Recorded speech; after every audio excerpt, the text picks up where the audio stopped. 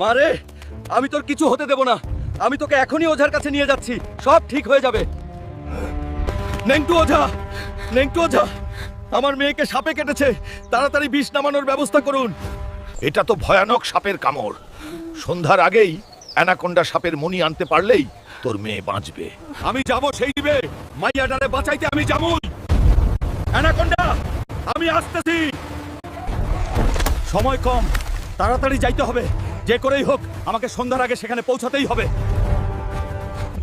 Hulk, তুমি আগেরবার আমাকে বাঁচাইছিলা।